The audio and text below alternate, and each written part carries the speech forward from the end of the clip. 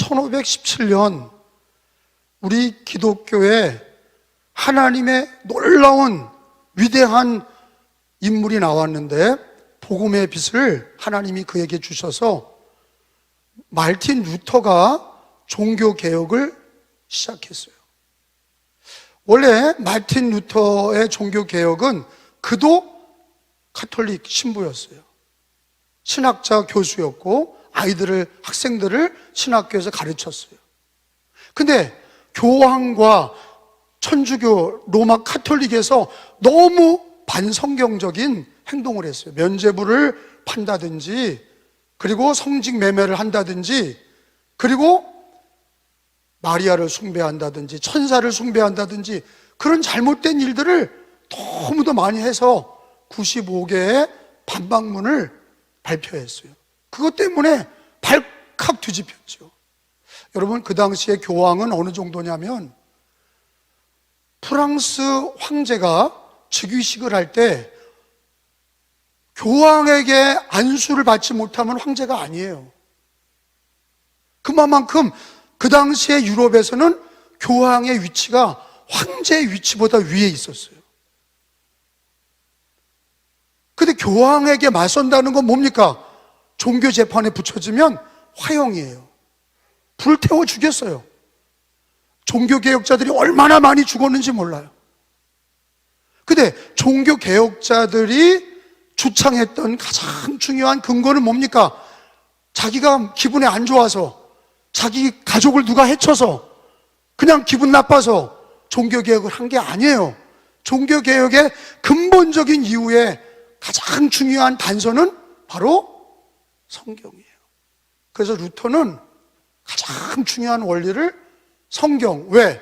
성경에 위배됐다 이거예요. 그리고 말틴 루터가 독일인인데 독일 말로 번역을 한 거예요. 그 당시만 해도 평신도에게는 성경을 주지 않았어요. 왜? 이런 얘기 저런 얘기 할까 봐. 평신도들에겐 주지 않고 미사 드릴 때, 성찬식을 할 때도 다 알아듣지 못하는 라틴어를 가지고 했어요. 그러니까 사람들이 뭐라고 그러냐, 미사 보러 간다, 미사 보러 간다 그런 거예요. 근데 말틴 루터가 성경을 누구든지 읽을 수 있는 독일어로 번역하고 모든 사람이 성경을 읽게 됐어요. 이게 종교개혁의 시작이에요. 종교개혁의 가장 중요한 원리는 오직 성경으로 해요. 특별히 루터와 함께 루터의 은혜를 받았던 칼빈이, 그 다음 사진, 칼빈은 장로교의 창시자죠. 종교개혁자예요. 루터와 같은 시대에 살았습니다. 루터의 영향을 받아서 칼빈은 법학자입니다. 그리고 신학을 했어요. 그러니까 얼마나 조직적이고 체계적인 글을 썼겠어요. 조직적인 신학을 썼겠어요. 루터에 이어서 칼빈이 종교개혁 5대 강령을 발표하는 거예요. 루터는 오직 성경, 오직 은혜, 오직 믿음, 요 세 가지를 얘기했어요. 왜 그러냐? 가톨릭의 교황의 잘못된 것들을 성경으로 밝히 드러낸 사람이에요. 근데 칼빈은 그 앞에다가 뒤에다가 하나씩 더 붙였어요. 오직 예수라는 것을 붙이고 맨 마지막에는 오직 하나님께 영광을 그렇게 붙였어요. 그 다음 사진, 200년 지난 다음에 우리 요한 웨슬레, 영국의 요한 웨슬레는 우리 감리교의 창시자입니다. 요한 웨슬레는 종교개혁자들과 200년이 떨어졌어요. 근데 종교개혁의 이슈는 뭐였냐?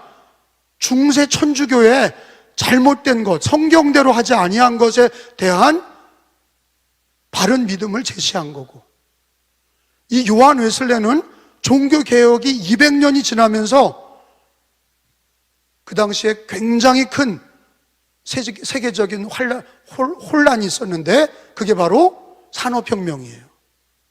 산업혁명은 말이 좋아서 산업혁명이지, 농촌에서 다 도시로 몰려들어서 매춘, 술, 그리고 모든 죄악이 도시로 몰려드는 거예요. 일자리를 찾아서 산업혁명이 일어나면서 다 사람들이 도탄에 빠졌어요. 그 당시에 종교나 철학이나 굉장히 이신론적 사상을 갖고 있었어요. 이신론적 사상이라는 거는 하나님이 필요 없다 이거예요. 신이 필요 없다. 교회 갈 거 없다. 과학이 대체하고 우리가 돈으로 산업혁명을 통해서 돈을 축적한 것으로 살아간다. 이런 것 때문에 교회가 많은 사람들이 떠난 거예요. 음란이 들끓고 죄악이 들끓고 교회로 오지 않는 거예요. 예수께로 오지 않는 거예요. 그런데 요한 웨슬레는 종교개혁 신앙을, 그 5대 강령을, 루터 칼빈의 신앙을 그대로 받아들인 거예요. 그래서 200년 떨어진 요한 웨슬레 때에 요한 웨슬레가 감리교 운동을 했어요. 종교개혁 신앙을 가지고, 바른 신앙을 가지고 성령 충만하여 복음을 전하는 감리교 운동이 시작이 됐어요. 제가 왜 루터, 칼빈, 요한 웨슬레를 얘기하고 왜 종교개혁주의를 왜 지켜야 되느냐? 우리가 흔히 역사를 모르는 나라는 망한다 그래요. 그 이유는 왜 그러냐면 과거를 모르고 역사를 모르는 사람은 오늘과 내일을 풀어낼 방법이 없어요. 그냥 하루살이 같이 살아가는 게 아니에요. 과거를 알아야, 역사를 알아야 오늘의 지혜를 잊고 내일의 계획을 세우는 거예요. 교회도 마찬가지예요. 코로나 기간, 경제 환란의 기간을 지나가면서 우리는 답을 어디서 찾습니까? 물론 성경에서 찾죠. 그런데 종교개혁에 요한 웨슬레가, 우리 믿음의 조상들이 500년 전에 우리 믿음의 선진들이 그런 혼란의 때, 그런 환란의 때 어떻게 믿음으로 승리했는지를 공부를 하면 우리도 오늘날 어떻게 믿음으로 살아야 되는지 우리는 알게 되고 답을 얻을 수가 있는 것입니다. 특별히 종교개혁 신앙은 어려울 게 없어요.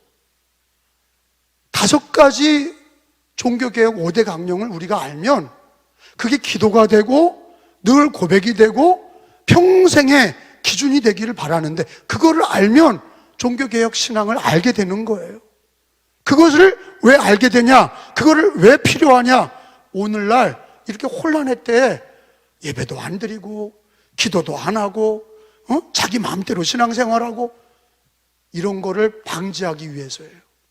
우리 믿음의 조상들은 더 어려울 때 종교개혁 5대 강령을 가지고 그 어려움을 뚫고 교회를 일으켰어요. 그러면 오늘날 종교개혁주의 신앙을 우리도 본받아서 이렇게 환란의 때, 이렇게 코로나 시대, 이렇게 경제적인 위기 때 예배도 안 드리고 기도도 안 하고 전도도 안 하고 타성에 젖은 게으름과 나태함과 아주 인본주의에 찌드는 그런 신앙이 우리 종교개혁으로 다시 한번 복음 앞에 세워지고 신앙이 갱신되기를 소원하는 것입니다.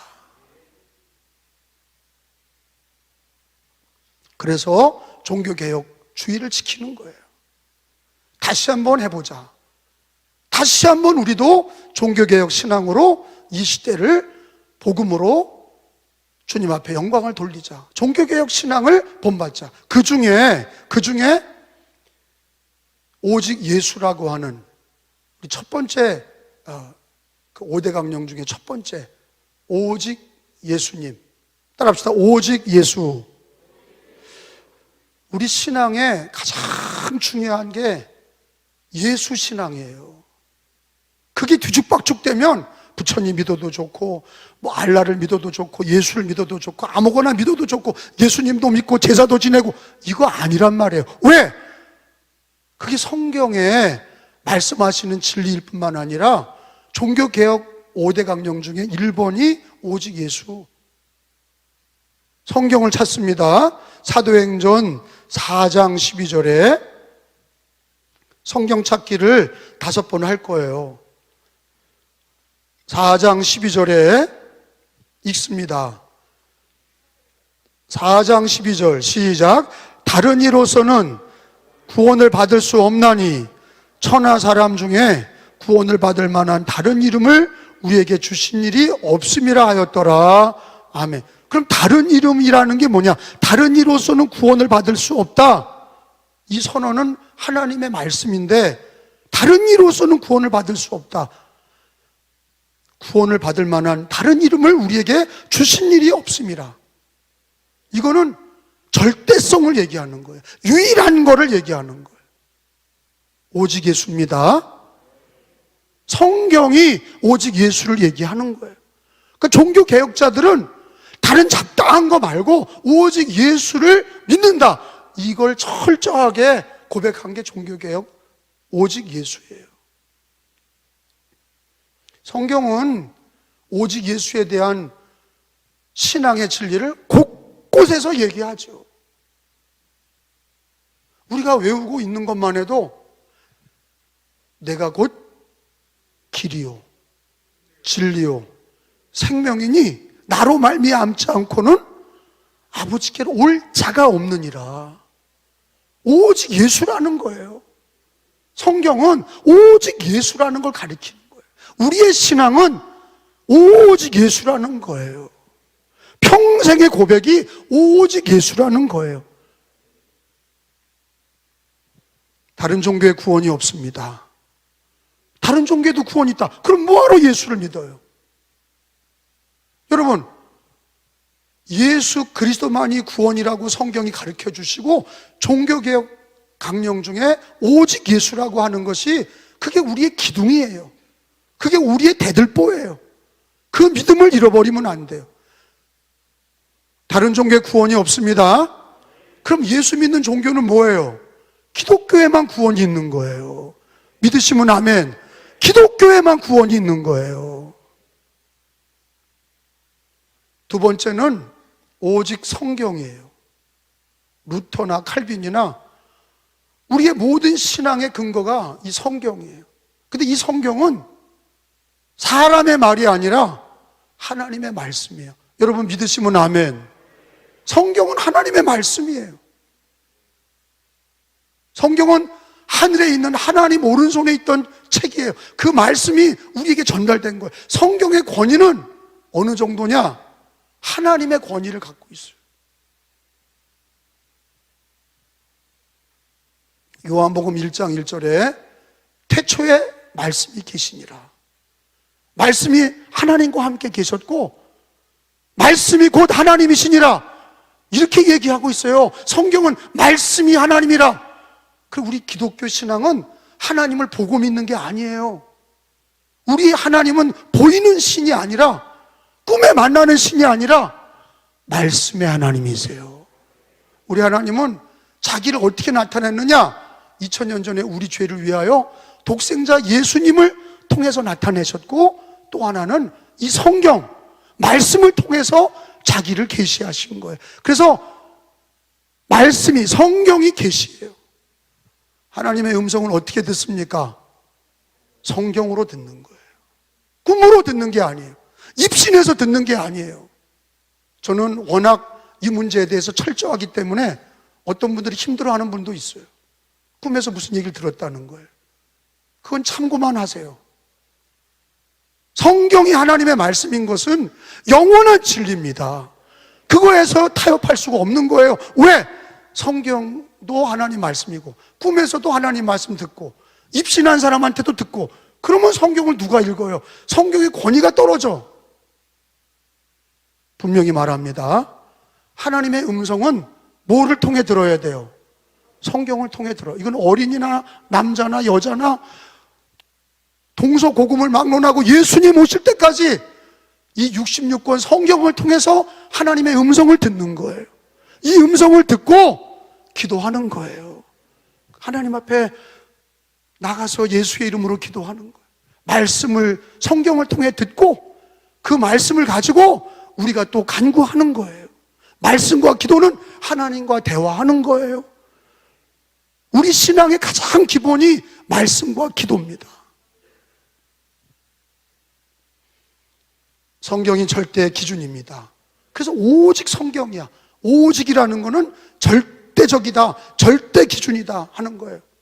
오늘 읽은 말씀처럼 디모데후서 3장 16절에 본문의 말씀에 모든 성경은 시작 모든 성경은 하나님의 감동으로 된 것으로 교훈과 책망과 바르게 함과 의로 교육하기에 유익하니. 우리 감리교인은 그러면 여러분 말씀의 하나님인데 성령은 누구십니까? 진리의 영입니다. 말씀이 기억나게 하시고 말씀의 은혜 받게 하시고 말씀이 생각나게 하시는 게 성령님이에요. 따라합시다. 진리의 영, 말씀의 영.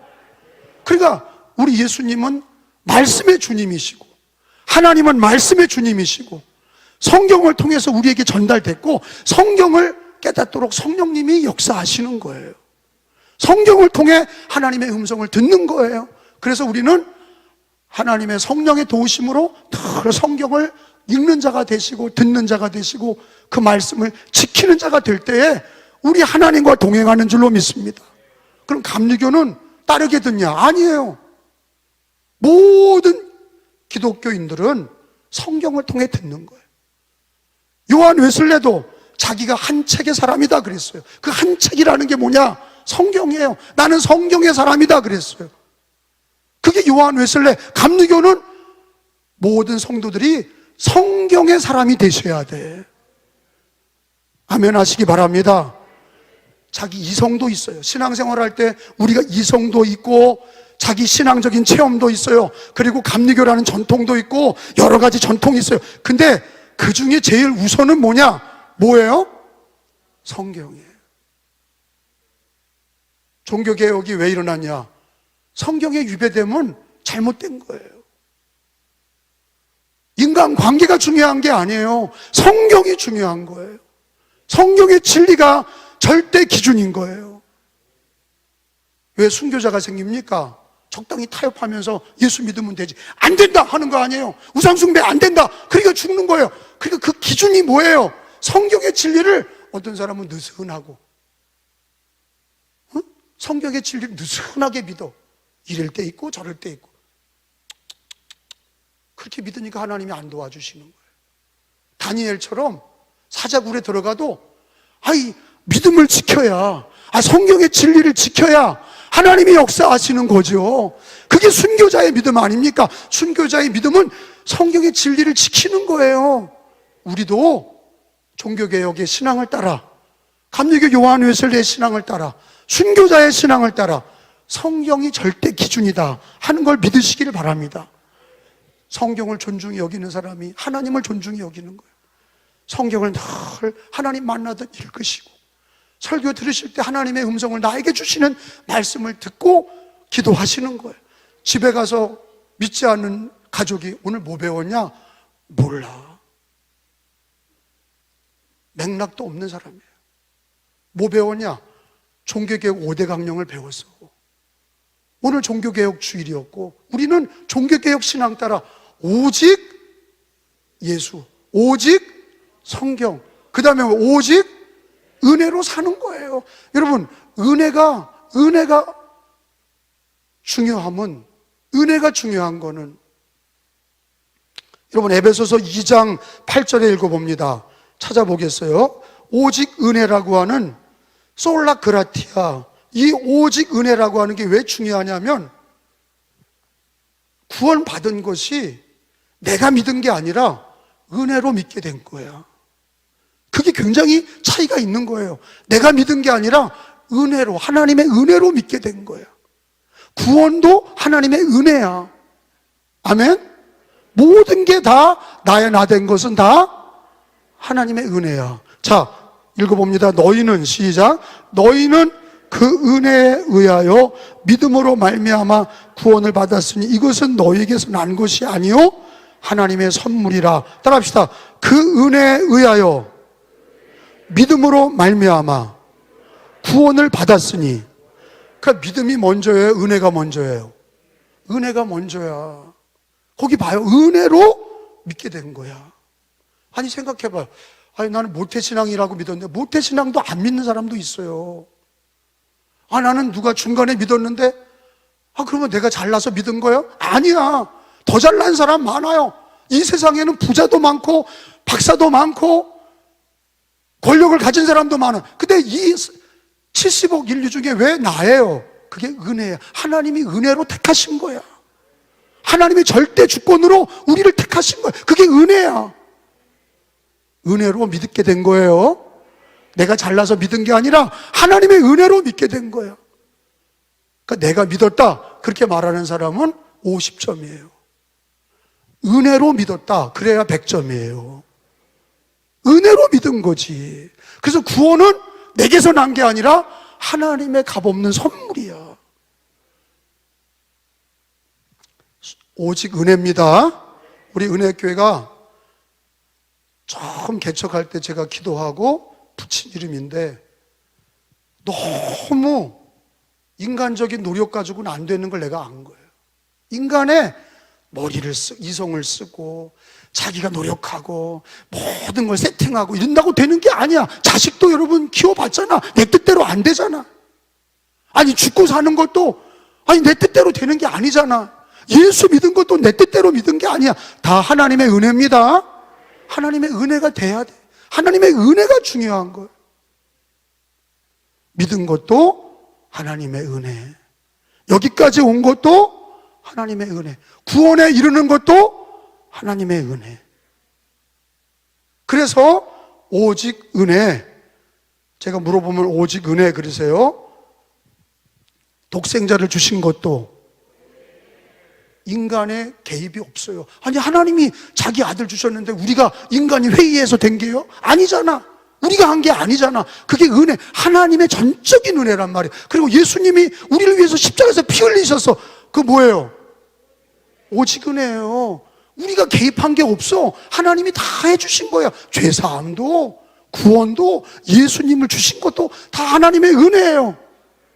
그러니까 자기가 노력했다는 얘기를 하기 전에 예수 믿는 사람들은 다 뭐라고 그래야 돼요? 다 은혜다라고 그래요. 하나님의 은혜라고 얘기를 하셔야 돼. 믿는 것도 은혜야. 그 다음에 오직 믿음이에요. 솔라피데, 믿음 중요하죠. 은혜로 믿게 된 건데 이 믿음은 하나님이 주신 선물이야. 믿게 됐어. 그래서 구원을 얻었어. 믿어서 자녀 돼서, 믿어서 죄사함 받았어. 갈라디아서 2장 16절에 보세요. 오직 믿음, 갈라디아서 2장 16절.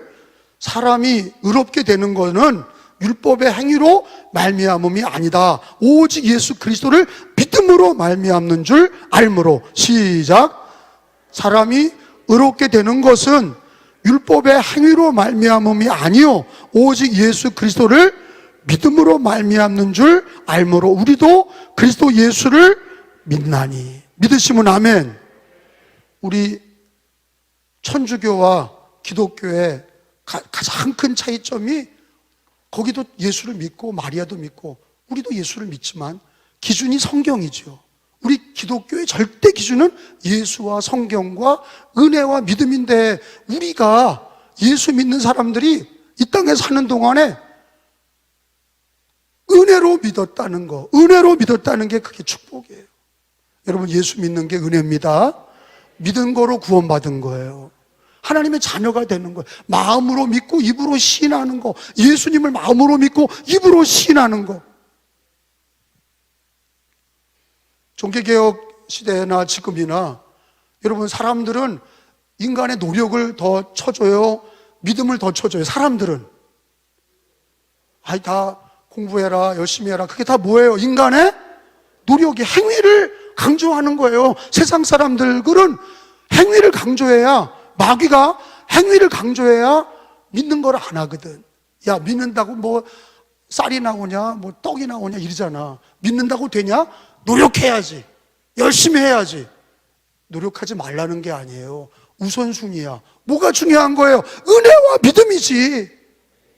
은혜와 믿음이 없이는 인간의 행위가 아무 소용이 없어요. 그 기독교인이 돼가지고도, 교회를 10수년 다니고도 여전히 자녀들에게, 야, 하나님의 은혜야, 하나님의 은혜로 믿어야 돼, 주 예수를 믿고 살아, 이런 얘기는 안 하고 맨날 그냥 인간적으로 믿지 않는 가정처럼 공부해라, 노력해야 된다. 믿음이 어디 있어? 거기 은혜와 믿음이 어디 있냐고요. 부모들 입에서, 기독교인들 입에서 은혜라는 얘기가 안 나오고 믿음이라는 얘기가 안 나오니 자녀들이 듣고 산 게 뭐냐? 그냥 노력하고 애쓰는 거야. 그러니까 여러분, 노력하고 애쓴다고 됩니까? 안 돼요. 죽고 사는 것도 안 되고, 인간의 모든 중요한 것들은요, 그게 인간의 힘으로 되는 게 아니야. 하나님이 해주셔야 돼요. 은혜와 믿음 속에서 노력하셔야 돼. 은혜와 믿음 속에서 우리는 그 믿음과 은혜로 노력하셔야 돼. 그러니까 우리가 하루를 살아도 종교개혁 5대 강령으로 사는 게 뭡니까? 오직 예수로 눈을 뜨는 거야. 그리고 오직 성경으로 하루를 시작하고 읽고 듣고 지키는 거야. 그리고 하나님의 은혜를 고백하는 거야. 그리고 믿음으로 그 은혜로 믿고 고백하는 거야. 그 다음에 우리가 비즈니스도 하고 공부도 하고 가정일도 하고 직장일도 하고 장사도 하고 그런 거지. 그리고 싹 다 치고 그저 자기 머리로만 살라고 그리고 노력으로만 살라고 그리고 그냥 장사술로 살라고 그리고 그리고 자기는 괜찮다고 그리고. 여러분, 이 시대는, 이렇게 코로나 시대, 이렇게 경제적인 위기 시대는요, 정말로 믿음으로 사셔야 돼. 은혜로 사셔야 돼. 말씀으로 사셔야 돼. 예수로 사셔야 돼. 마지막으로 오직 하나님께 영광을 돌려라. 하나님께 영광을 돌려라. 어떤 감리교 목사님들하고 성도님들하고 대화하는 걸 들었는데, 아예 5번째 강령 오직 하나님께 영광을 돌리라는 건 장로교 거라는 거예요. 감리교인은 뭐 그거 안 한다. 자존심이 있어서 안 한대. 그냥 루터가 했던 것처럼 오직 성경, 오직 은혜, 오직 믿음, 그냥 쓰리솔라만 하겠다는 거예요. 그게 아니에요. 그게 아니에요. 오직 하나님께 영광을 돌리는 거는 칼빈이나 루터나 이런 게 아니라 성경의 진리입니다. 그거를 잘 정리해 놓은 거예요. 오직 하나님께 영광을 돌려라. 그게 성경의 가르침이에요. 그게 우리가 알기 쉽게 강령이 돼서 짧게 오직 하나님께 영광을 이렇게 알기 쉽게 정리가 된 것뿐이지, 이거는 성경의 진리라고요. 그러니까 여러분, 오직 하나님께 영광을 돌리라는 거를 배우지 못한 사람들은 잘 돼서 자기만 먹는 거야. 자기 애들, 자기 거. 하나님께 영광을 돌릴 줄 몰라. 너 왜 부자가 돼? 너 왜 공부를 많이 해서 좋은 대학 가고 좋은 직장 왜 가야 돼? 다 자기를 위해서야. 좋게 결혼하고 좋은 행복한 삶을 살기 위해. 다 자기지요. 하나님께 영광을 돌려라. 그게 성경의 가르침이고, 그게 종교개혁 5대 강령의 모든 인생은, 예수 믿는 사람들은 네가 한 것 같지만 네가 얻은 모든 명예, 지위, 돈, 권력 다 누구에게? 하나님께 영광을 돌려라. 그래서 감리교인들은 돈을 많이 벌어라. 요한에슬레는 돈을 많이 벌어서 많이 하나님께 영광을 돌려라. 할렐루야. 이게 감리교의 원칙이에요. 하나님께 영광을 돌려라. 세상 사람들은 많이 벌어서 지가 먹고 끝나는 거야. 근데 우리는 하나님께 영광을 돌려라. 마지막 5대 강령의 마지막을 찾아봐요. 고린도전서 10장 31절에 그런즉 너희가 먹든지 마시든지 무엇을 하든지 다 하나님의 영광을 위하여 하라. 시작. 그런즉 너희가 먹든지 마시든지 무엇을 하든지 다 하나님의 영광을 위하여 하라. 아멘. 따라합시다. 하나님의 영광을 위하여 하라. 그러니까 종교개혁 루터 칼빈이 말했던 게, 그게 감리교 종교개혁주의를 지키면서 우리들의 5대 강령이 되셔야 돼. 성경에 나오잖아. 하나님의 영광을 위해 해라. 너의 영광을 위해 하지 말고, 네가 영광 받지 말고 하나님께 영광을 돌려라. 작은 일부터 큰 일까지. 그래서 뭐라고 그랬어요? 먹든지 마시든지. 따라합시다. 먹든지 마시든지. 여러분, 먹든지 마시든지는 일상생활이에요. 늘 먹고 마시는 거예요. 그리고 어떻게 보면 작은 일이에요. 작은 일, 일상생활에서 하나님께 영광을 돌려라. 밥 먹을 때도 하나님께 영광을 돌려라 하는 거예요.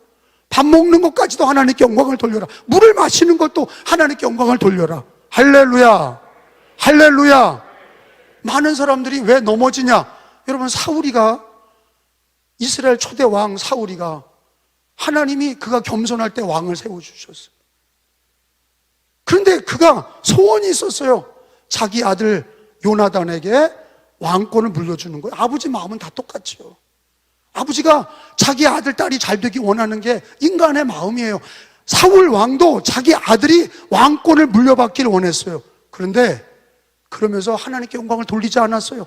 하나님께 영광 돌리는 걸 다 지가 가지고 자기 아들한테 물려주려고 할 때 하나님이 다 막으셨어요. 어떻게 됐어요? 사울 왕과 요나단은 전쟁터에서 다 사망하고 말았어요. 그가 원했던 거 되지 않았어요. 다윗은 어떻게 했습니까? 다윗도 흠이 많고 티가 많은 사람이에요. 근데 다윗은 그 아들에게, 솔로몬에게 왕위가 이어지고 다윗의 왕가는 영원했어요. 왜 그래요? 다윗은요, 영광을 하나님께, 자기 영광을 자기가 갖는 게 아니라 아들에게, 딸에게 주는 게 아니라 영광을 하나님께 드릴 줄 알았어요. 성전을 지어드리려고 그랬죠. 내가 여호와의 집에 영원히 살리로다. 늘 교회를, 하나님의 전을 사랑하고 영광을 하나님께 드리려고 그리고 법궤를 찾아오고 찬양대를 조직해서 하나님을 찬양하고. 다윗은요, 흠도 티도 많았지만 그의 일생의 모든 삶을 자기가 왕이라고 뽀기고 다닌 게 아니라 하나님께 영광을 드렸어요. 그랬더니 하나님이 다윗을, 집을 세워주시고 그 자녀를 축복하시고 왕위의 왕가를 축복하셨어요. 사실은요, 하나님께 영광을 돌리라는 거는요, 하나님도 영광이지만 영광을 돌리는 사람에게 은혜와 축복이에요. 추수감사절에 하나님께 영광을 돌려봐요. 2020년도에 어렵고 힘들어도 하나님께 영광을 돌려봐요. 아멘도 없어.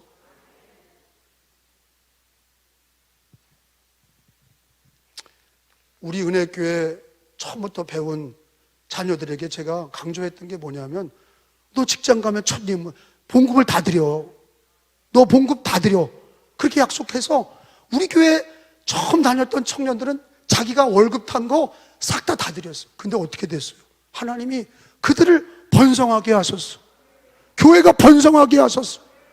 여러분, 하나님께 영광을 돌린다는 거는 우리의 시간과 재정과 먹든지 마시든지 무엇을 하든지 하나님께 영광을 돌리는 신앙이 돼야 돼. 저도 감독이 됐어요. 근데 감독이 돼서 많은 사람들이 축하해주고 많은 사람들이 격려해주는데, 하나님, 나는 그 영광을 내가 받지 않고, 그래서 나는 꽃다발을 받으면 늘 강대상에다가 갖다 바쳐. 왜? 그런 마음으로 감독하겠다 이거야. 하나님께 영광을 돌리겠다 이거야. 여러분, 몸에 배셔야 돼. 먹든지 마시든지 무엇을 하든지 다 하나님의 영광을 위해서 해라. 이거는요, 우리 종교개혁 5대 강령뿐만 아니라 이 5가지는 신앙의 기둥입니다. 우리 믿음의 기둥이에요. 그래서 오직하면 솔라, 오직이라는 단어를 썼겠어요. 5가지 강령이 성경의 가장 중요한 우리들의 신앙 고백처럼 우리에게 다가오는 거예요. 얼마나 중요합니까? 우리 인생의 목적이 뭡니까? 그럼 하나님께 영광을 돌려라. 그러세요? 우리 인생의 목적이 뭡니까? 자기의 영광을 구하지 않고 어떻게 해야 됩니까? 먹든지 마시든지 어떻게 해야 됩니까? 하나님께 영광을 돌리시길 축원합니다.